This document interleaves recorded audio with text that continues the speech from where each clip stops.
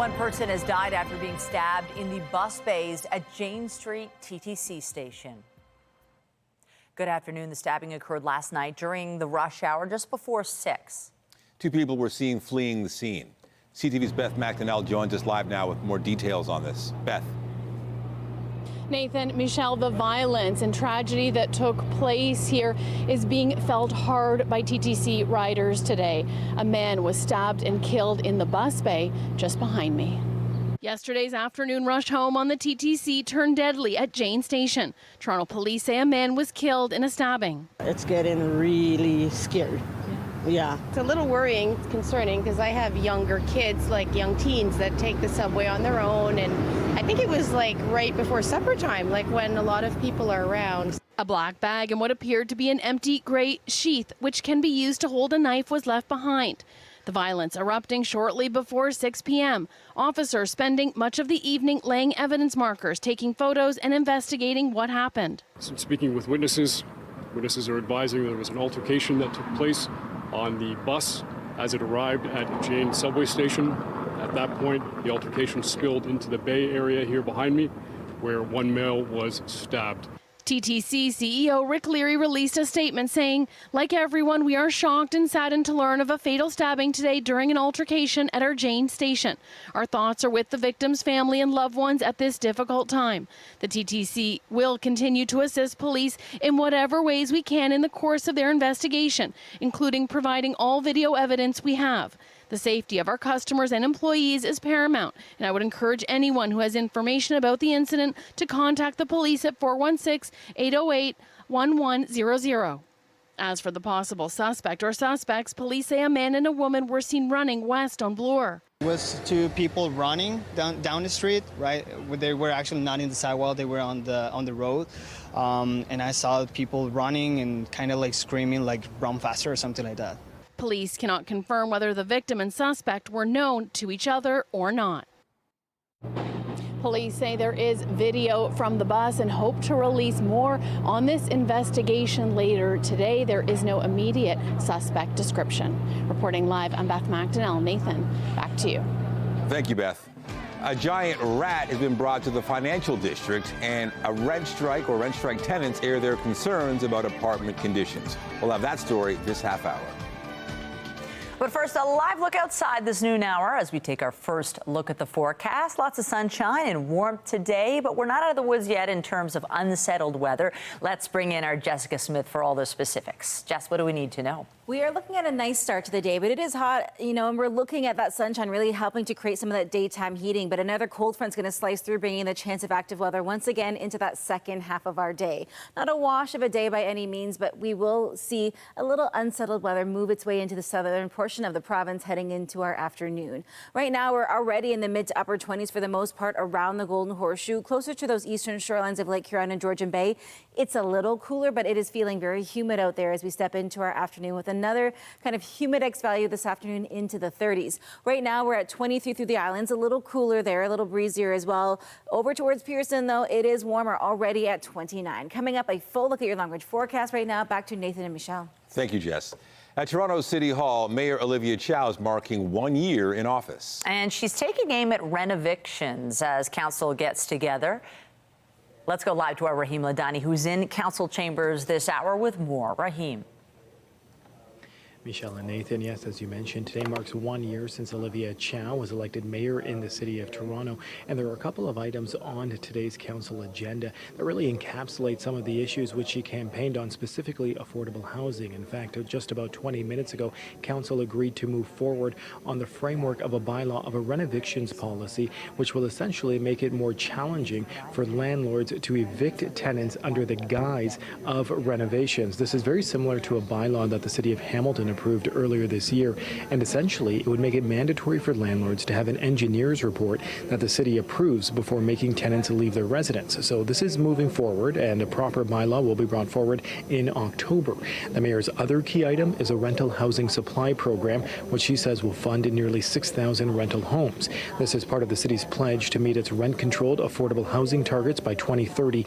Take a listen to what the mayor and advocates had to say this morning. we're using $351 million in capital funding secured from both the federal and the provincial government and some of our money to enable this construction to start now in 2024 and 2025. This plan recognizes that the city cannot simply rely on the private sector to build the complete range of housing needed, and that the city must become more proactive for the planned construction of affordable and supportive housing to be realized. Also being brought forward is a motion by Councillor Josh Matlow in relation to the Ontario Science Centre. This morning he told me that the Premier's decision to close abruptly the Science Centre for apparent roofing issues is disingenuous to the people of Toronto, and so he's asking Council to approve their own audit to look into the Science Centre's value for money, and in his words, that's calling the Premier's bluff. Reporting live, I'm Raheem Ladani. Nathan, I'll send it back to you. Thank you, Raheem. To Mississauga City Hall now, where newly minted Mayor Carolyn Parrish presided over her first council meeting. Parrish was sworn in on Monday after winning that by-election to replace current Ontario Liberal leader Bonnie Crombie. The number of spaces that we have in the city, as you point out, are very limited. If you took it as the... Parrish's first meeting as Mississauga mayor took place as transit workers in the city rejected a contract proposal. Workers with ATU Local 1572 were in the gallery to show their unhappiness with the state of negotiations with My Way. The union says it wants Mayor Parrish and council to know it won't back down in its demands for better wages and working conditions. We're trying to send a message that we're frustrated and we believe we should have already had a contract. This is a body of men and women that have toiled for 4 years during a pandemic event. We are seeing the violence and aggression against transit operators at the highest levels we've ever seen. We are seeing a multitude of failures with respect to our health and safety. The union says 98% of its members voted in favor of going on strike in August. We have a CTV News exclusive on car theft victims connecting the dots on why they may have been targeted. It turns out there may be a concerning connection between having a vehicle serviced and when their vehicles were stolen. CTV's Adrian Gabriel has the details. It's a callous crime that has recently been captured on cameras across the country. I simply just yelled out the truck's stolen. More than 100,000 vehicles were stolen across Canada in 2022.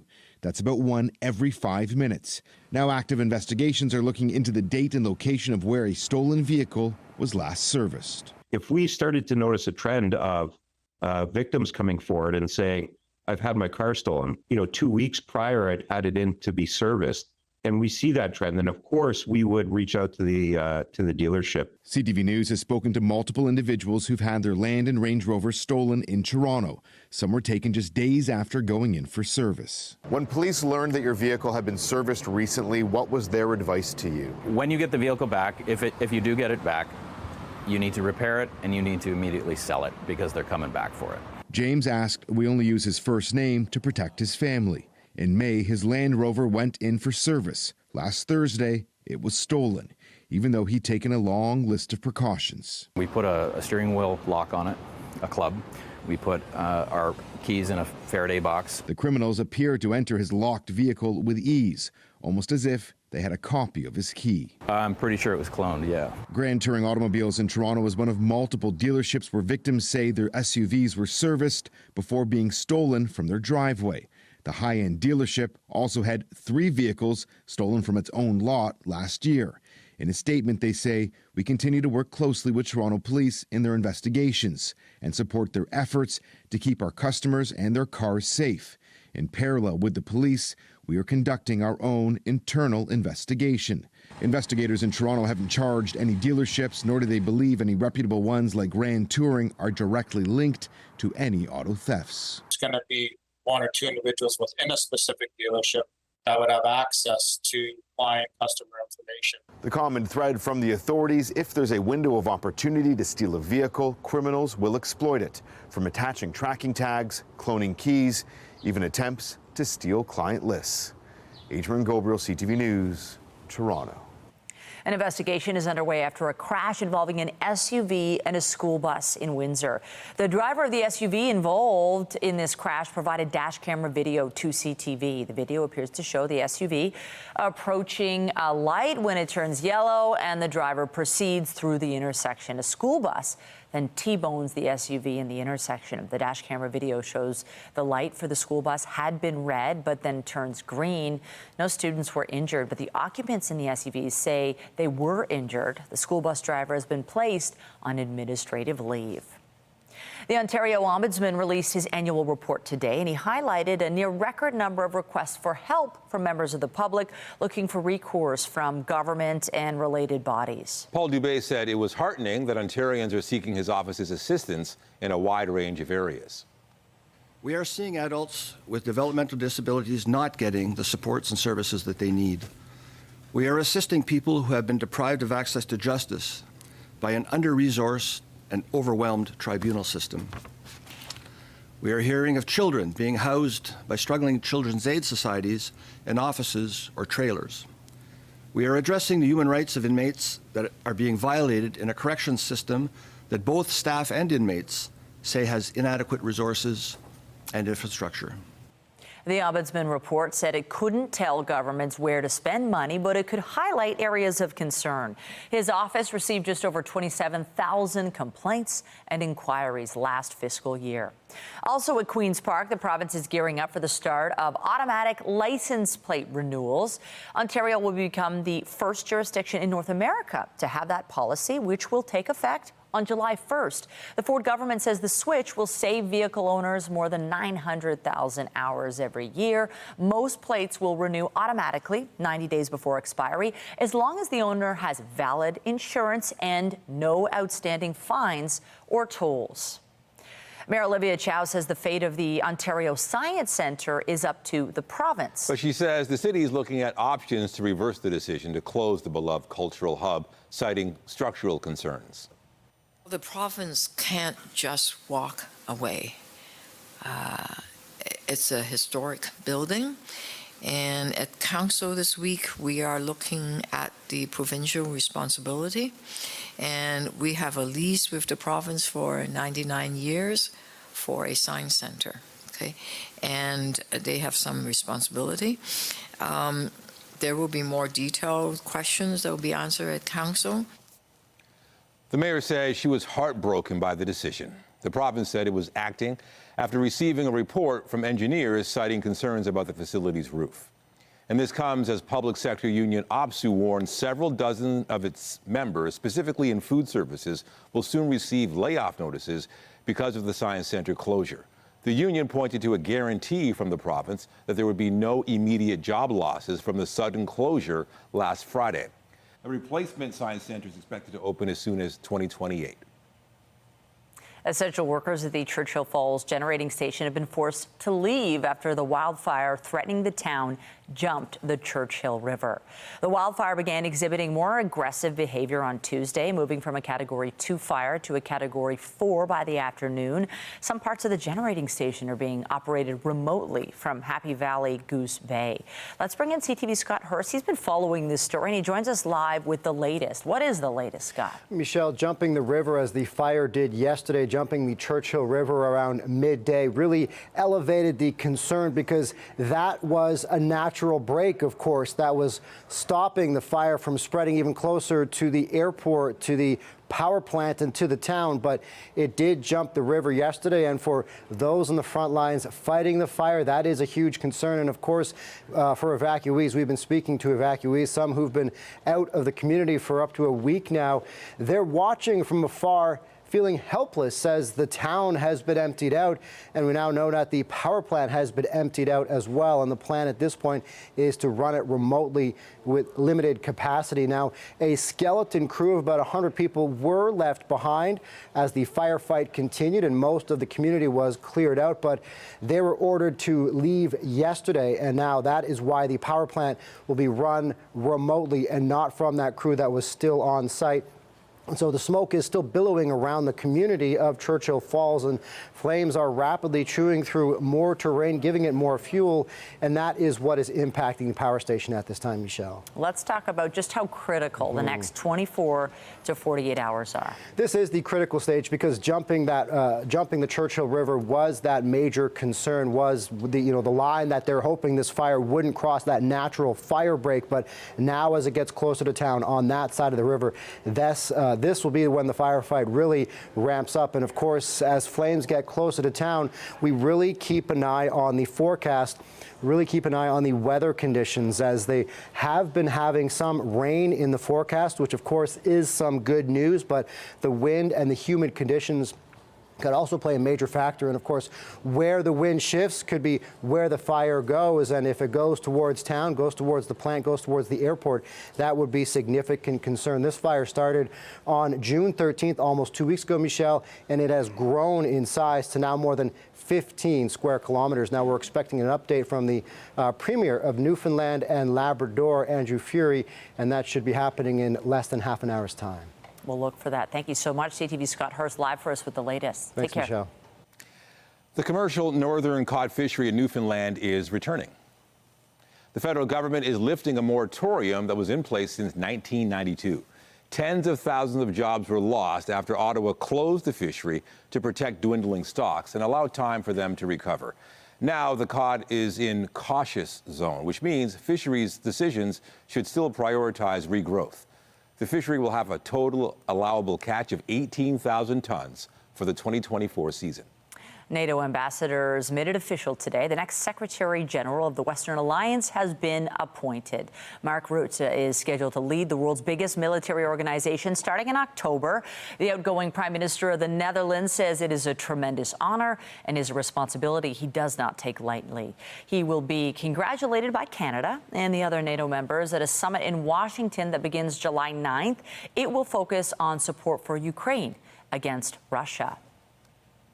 In the financial district, a giant rat has been brought in as part of a rent strike protest. Tenants are concerned about building conditions. Let's go to CTV's Janice Golding with more on this. Janice. Hi, Nathan. Yes, a very dramatic protest here in the downtown core outside the Bay Adelaide Centre. I've got to issue a warning right now, however. If you are squeamish, you might want to look away for the next 10 seconds because what we're about to show you is very disturbing.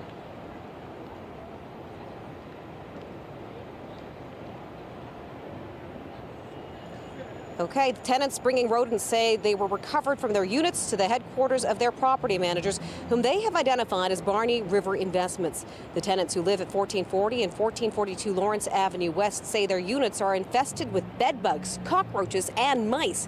A situation they say has been going on for years without being addressed. In fact, residents say this infestation was so bad at one point Canada Post put up notices saying that they would refuse to bring the mail due to health and safety concerns. As a result, about 30% of the residents in the building have been on a rent strike since October, with their money being held in trust by the Landlord-Tenant Board until repairs are made.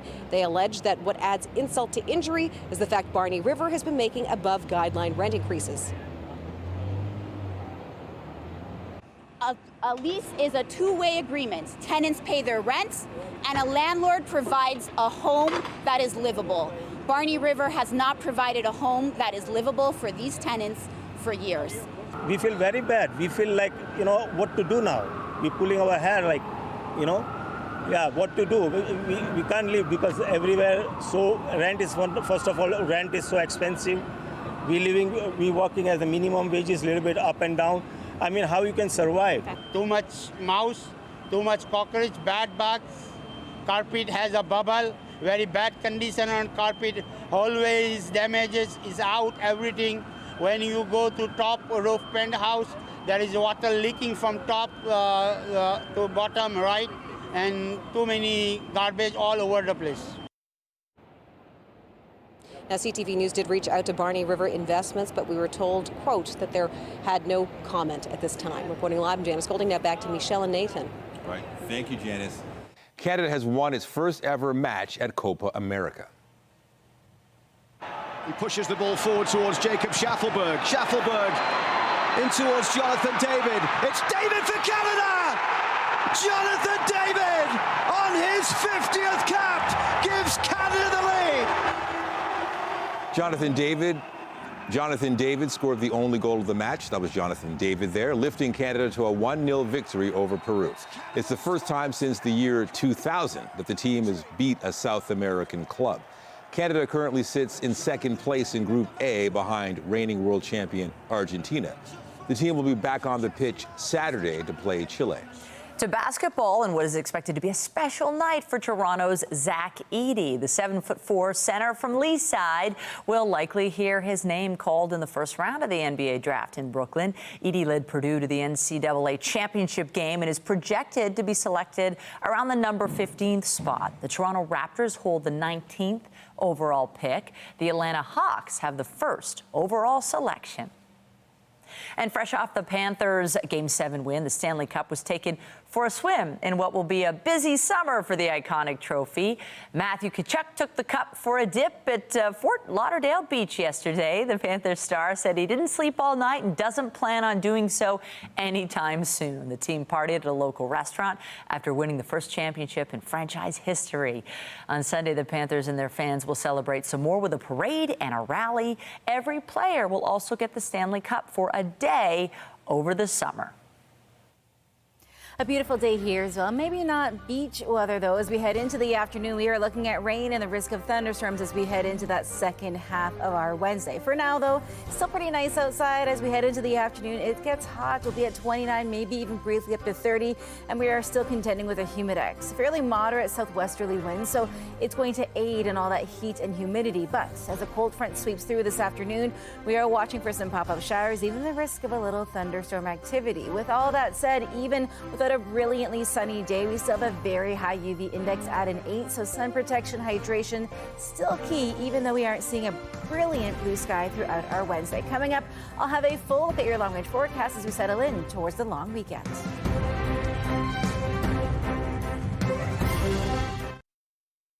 All right, let's start with the forecast. I was just joking around. If you own a yacht, you own a boat, this is, I guess, pretty good conditions, a little bit windy, but comfortable. But I think you'd have to be a little careful for what's to come today. I mean, are we dealing with a washout or just a little moment of rain? We can cope with that. It's just a moment. We do have a window from about 2 to about 7 p.m. where we're watching for showers. I know that's a big window, but we are looking at the heaviest kind of in that mid-afternoon point. So if you're on your yacht today, or maybe you're just out looking at yachts, you'll need the umbrella in that midpoint of the afternoon. But it clears into the evening, and we have a really beautiful end to the week. Weather is brought to you by the Presler Law Firm. Injury lawyers, you don't pay unless they win. Now, really beautiful out there right now, whether you're on a taxi to the island or you're just out for a walk, you know, heading into the early part of our afternoon, but it is humid out there. We're seeing that heat and humidity bubbling up. A nice south wind is going to meet a cold front coming in, set to bring some pretty active weather as we head into that midpoint of our day in that kind of mid-afternoon time frame. Taking a look at our temperature map, it is warm right now. We're sitting at 29. It feels like 31. Warmer down still towards Windsor, Chatham-Kent, Ottawa as well. Anywhere kind of north of Parry Sound, though, they're already experiencing that cool down from the cold front that has sliced through. It's like a knife through hot butter. As we head into the afternoon, everybody kind of just above that seasonal mark, and that unsettled weather really does mark kind of that early afternoon into the early evening for the commute time for a lot of people. Tonight, it is pretty on par for seasonal. After that cold front slices through all that heat, we do see a bit of a cool down as we head in towards the overnight and through to the day tomorrow. More seasonal in some cases this evening, but below into the day tomorrow. As we step through the afternoon, again, there's that line of showers that comes along that cold front. It moves relatively quickly, though, and that's the thing about these systems in the summertime especially. They come very, very quickly. They can dump a lot of rain, and then they are gone. So right now, we're just dealing with some cloud cover. The first wave of rain, likely just very spotty showers around 2. We head into the late afternoon, early evening, and around 4:30, 5 o'clock. It's not bad for us here in the GTA, but the further east and west of the city you go, the heavier the rain is, and then it's gone. As we head in towards the evening, maybe even a little sunshine before the sun sets this evening. Now, as we get into the day tomorrow, high pressure starts to move in, and we're looking at a really beautiful, albeit slightly below seasonal day. And then we get in towards Friday, and things get back to where they should be. There's not a lot as in the way of active weather as we step in towards the beginning of the long weekend, but your Saturday is looking a little unsettled. So if you have outdoor plans Saturday, at least in the first half of the day, you'll want to bring some rain gear. Today, it is hot. We're building up all that heat and humidity. Again, that cold front slices through at a few different points this afternoon. So you'll see some very spotty showers. If you're out playing golf, maybe later on today, just bring the umbrella. As we head into the evening, though, it cools right back down to a much more seasonal point. But into the day tomorrow, likely just 21 for the high. We should be around 25. So we go from temperatures well above seasonal last week. We are pretty warm, fairly seasonal this week, and then we dip down as we head in towards our Thursday. But it's short-lived, and we start to get back to where we should be, kind of that slow and steady, I think I can, as we head in towards our Friday. Now, the long weekend, it's going to be a busy one for a lot of people. The Pride Parade is happening. There's a Jays game happening as well. It's a lot going on this weekend, and the forecast is really important. So Saturday, it is a little unsettled. Those showers, though, really move out as we head in towards our Sunday morning. A beautiful day on tap as we head in towards that kind of midpoint of the long weekend. And looking ahead to Canada Day, a ton of sunshine, very seasonal, fantastic for getting outside and enjoying all the weather. And then as we step in towards really the first few days of July, we are going to settle into a very seasonal trend. So a little rocky as we step into the end of our June, beginning of July, but really and truly, we are settling in beautifully after we get through the rain this afternoon. Nathan, Michelle, send things back to you. Thank you, Jess. Canadian automakers want to put the brakes on a federal target to phase out new gas-powered vehicles by 2035. They say it just cannot happen until electric vehicles are cheaper and there is better charging infrastructure. CTV's Alison Bamford reports. A safe bet that drivers can charge up their electric vehicles in any major city. But driving in rural Saskatchewan poses a different challenge. We need charging stations in every small town. The prairies, along with Newfoundland and Labrador, trail the rest of the country in EV infrastructure, with about 3 charging ports per 10,000 people. If everyone were to buy an EV tomorrow and need to, say, go across the country or charge, there's not enough chargers to do that. The number of EV charging ports across the country tripled in the last 5 years, putting Canada at just over 30,000. Still a long way from the roughly 450,000 needed by 2035. Canadians need federal and provincial action for better, more reliable charging infrastructure. The federal purchase incentive program offers up to $5,000 back on an EV purchase. Saskatchewan, Alberta, and Ontario don't offer any provincial rebates, while BC and Quebec recently announced plans to pare back their programs. Until that sticker price comes down, we do want to see continued government incentives. Without changes, the industry says it won't meet the federal mandate of selling 100% zero emissions vehicles by 2035. We've gone through the period of early adopters, but to win consumers in the mass market, you have to make it extremely convenient. Convenience that manufacturers say will also come as more technicians are trained to deal with electric vehicle maintenance. Alison Bamford, CTV News, Regina.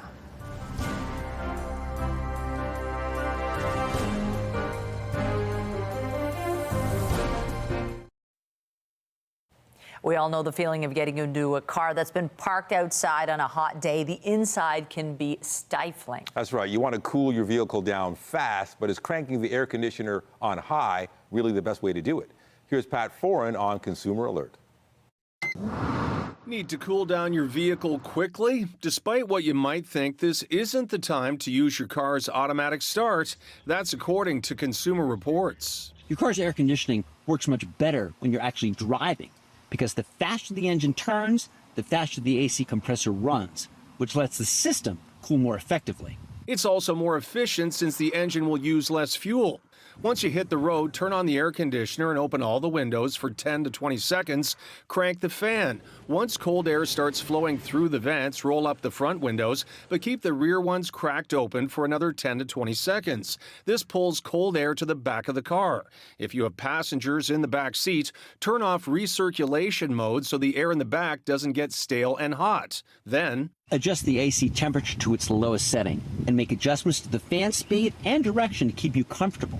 This will actually make the AC efficient will dry out the air more and can save some fuel. Another tip, if you're stuck in stop-and-go traffic and you've got a newer car with an auto start-stop system, you may want to turn it off.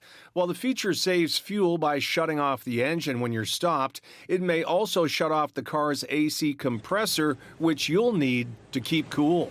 Pat Foran, CTV News. The City of Toronto has launched a new campaign focused on lithium-ion battery safety. The campaign will run for a month long and is focused on bringing awareness to the fire risks associated with lithium-ion batteries and how to properly use and dispose of them. These types of batteries are found everywhere these days, in e-bikes, e-scooters, vacuums, and e-cigarettes. In 2023, there were 55 fires started by lithium-ion batteries.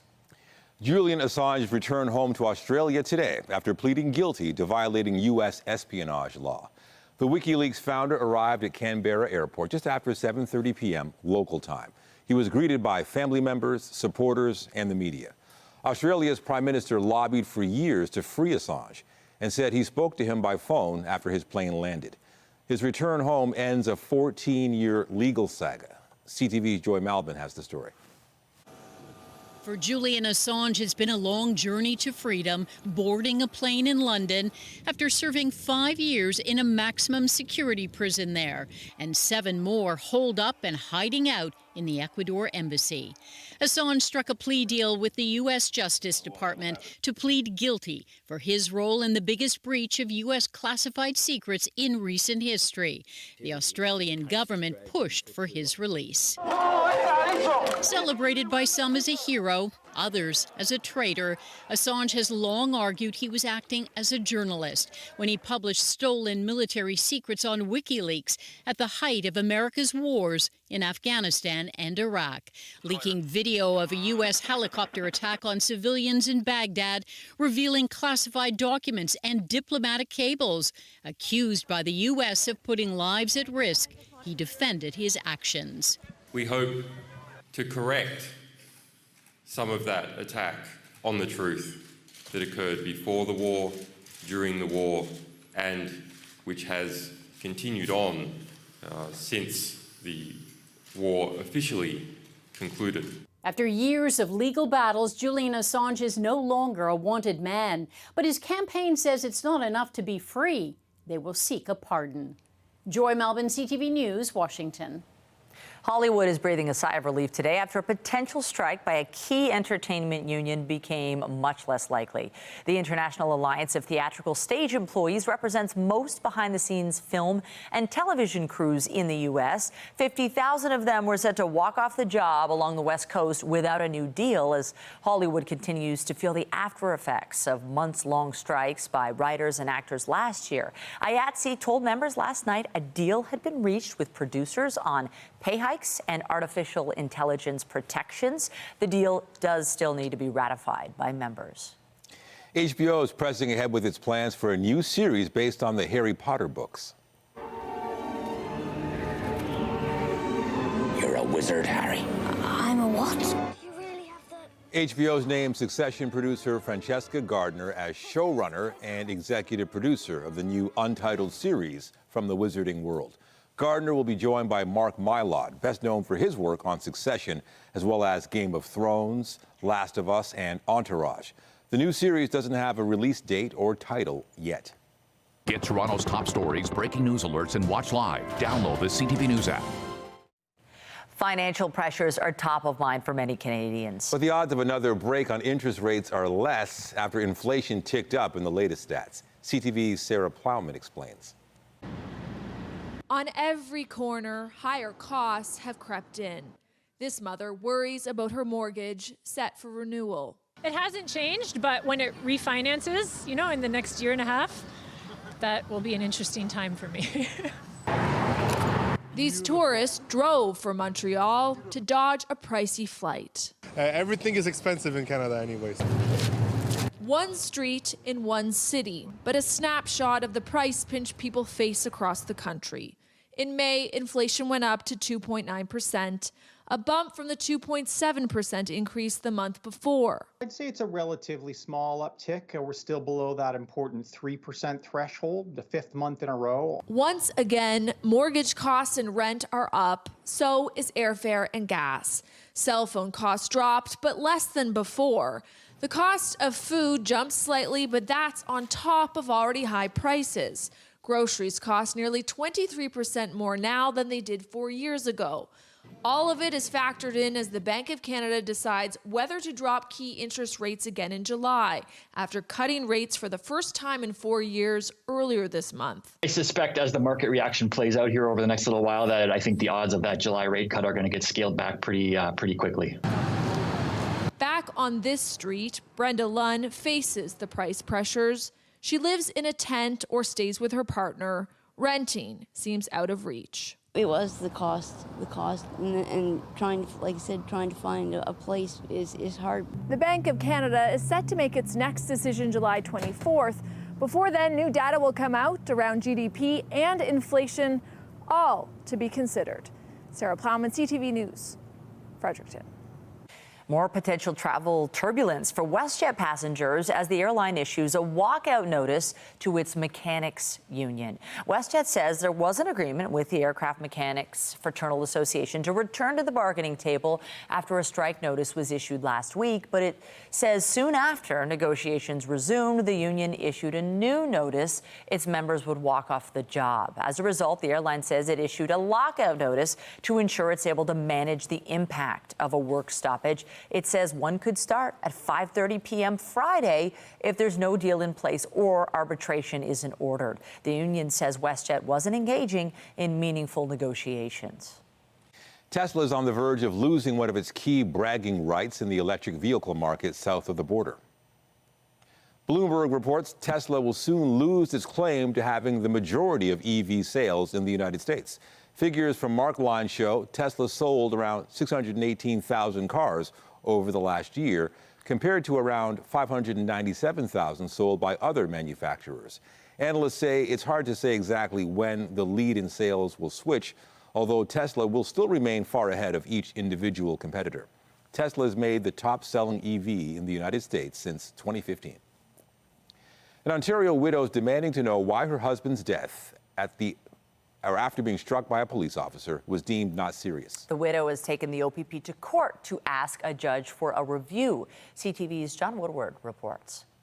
I think shocked is the best word. Shocked first at the tragic accident that killed her husband, Tyler Dorzik, struck and killed in 2020 by a speeding OPP cruiser in Midland out on a coffee run. And shocked at how she was treated by Ontario's provincial police force when she complained. She was sent a letter that deemed the misconduct in the case was not serious, denying her a right to a hearing with no explanation. It was not serious. I don't understand. It turned out she wasn't the only one. Letters obtained by CTV News through a Freedom of Information request showed the force was writing boilerplate letters to many complainants. On Tuesday, Courtney took the OPP to court. We are hopeful that what the court says will send a strong message not only to the OPP but to other police forces that when they're making these kind of determinations, at the very least, they need to transparently explain themselves. The OPP's lawyer stood by the force's actions, saying this is a discipline process in an employment matter between an employer and an employee. As for the public, their rights are minimal. During the hearing, the OPP lawyer was peppered with questions from the panel of judges who asked why the public complainant shouldn't have full transparency.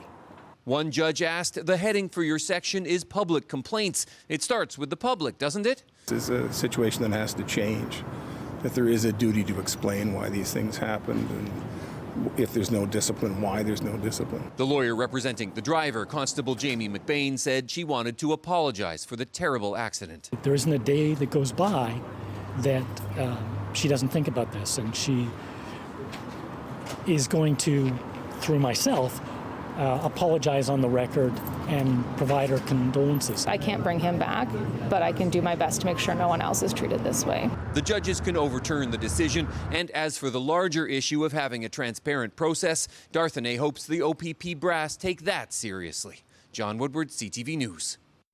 A British teenager has become the first young person in the world to receive a brain implant to control epileptic seizures. Oren Knowlson was diagnosed with a rare treatment-resistant form of epilepsy at the age of 3. And now, not a day went by without a seizure. But 10 years later, he's seeing a dramatic decrease.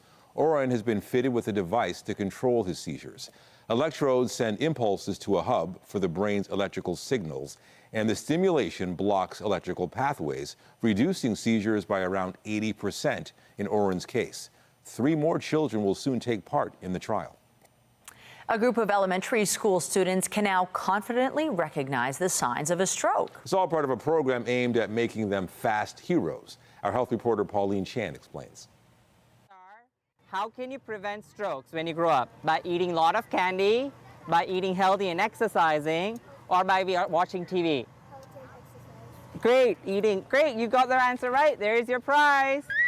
Students from grade 1 through grade 3 at Thorncliffe Park Public School had an exciting morning showing off their knowledge about stroke and the acronym FAST. F stands for face. A stands for arm. S stands for speech. T stands for time. Those are the things to check if someone's having a stroke. And if you see the signs, it's time to call 911. We had 96 kids today, so super excited about that. The kids played games to simulate stroke symptoms and created artwork. They even got to check out a real ambulance. Our Toronto Paramedic Services joined us today, and we're hoping to continue to collaborate with them on some prevention and awareness as well. The Fast Heroes program has been done in other countries, but this is the first time it's been used in Toronto. The program's been particularly important in the Thorncliffe Park area, where a large part of the community are immigrants, and parents may not know about first aid or the symptoms of stroke. The awareness of stroke is what helps identify stroke early, and the goal of the program is that if we can get to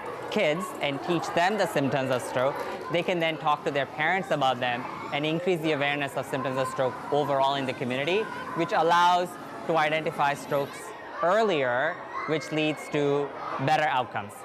9 classes in total participated in the Fast Heroes program, 7 at Thorncliffe Park and 2 at another school. Pauline Chan, CTV News.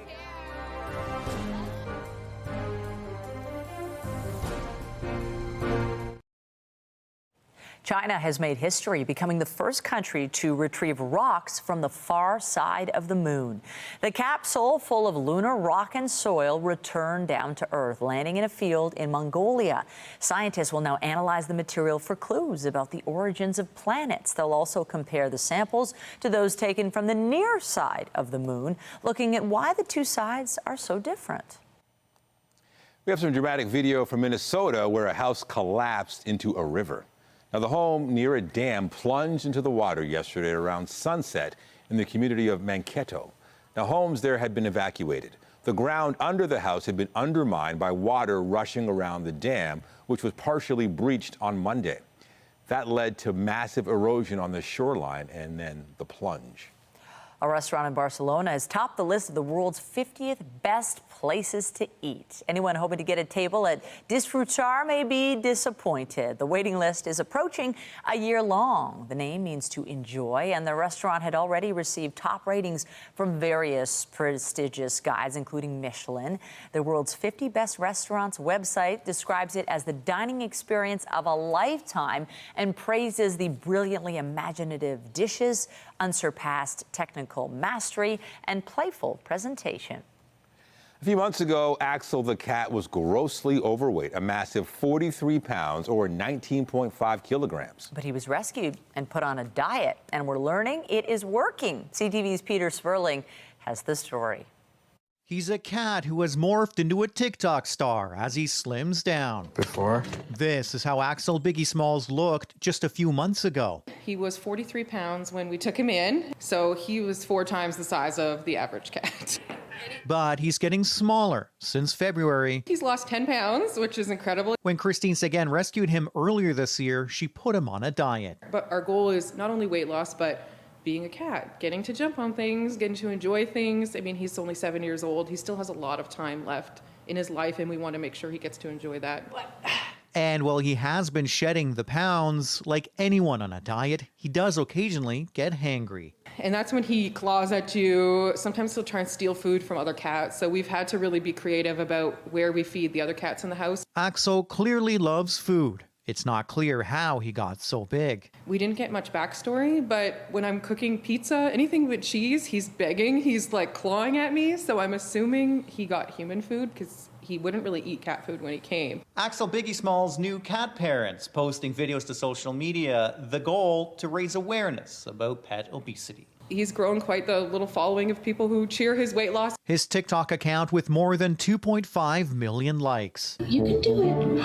And some videos like this one of stair climbing exercise motivation with more than 11 million views. You can do it. His weight loss is also a gain, a fundraiser for the rescue he came from, the Ferdinand and Friends Animal Rescue Network. And helps support more cats like Mr. Biggie Smalls here. Sagan says the hope is for Axel Biggie Smalls to lose another 10 to 15 pounds over the next year. I've fostered hundreds of cats, and he's just like a toddler. He's one of mine now, so he's part of our family. Peter Sperling, CTV News. Oh my goodness, more Biggie, less Smalls, perhaps? I love it. I know. I don't blame you, Axel. Human food is awesome. Exercising sucks sometimes. It does, and pizza's great, but you should also find the balance, right, between exercise and pizza so that Biggie Smalls can just be Smalls, maybe, or just medium. But anyways, the weather is going to be fantastic, whether you're going to spend some time outside or inside. We just have a little bit of active weather this afternoon, but it is not a wash of a day. So if you have outdoor plans this evening, you should be just all right. For now, it is just cloud cover, but the rain is knocking on the door. We are still pretty warm, 29, feeling like 31, but we are starting to see a bit of a trend change as we head into the day tomorrow. We will actually dip below seasonal after that cold front sweeps through, and then we average out as we head in towards the final few days of June, and we welcome in July on Monday. All right, thank you, Jess. And that is CTV News at noon. Remember, you can get Toronto's breaking news all day long on CP24 and at our website, ctvnewstoronto.ca. For Jessica Smith and the whole team here, have a wonderful afternoon. I'm Michelle Dubé. And I'm Nathan Downer. Be sure to join us later for CTV News at 5 and 6. Take care.